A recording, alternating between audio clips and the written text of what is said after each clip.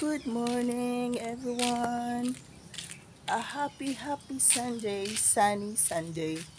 Ayan po, andito po ako sa rooftop ngayon.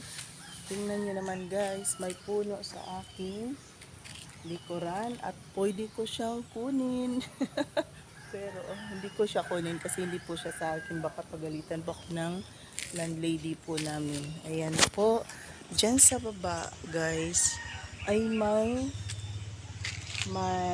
way papunta pong dagat. Ayan, papunta pong dagat yan. A few steps away na lang po ang dagat. Kaya, pero hindi pa po ako nakaligo dyan.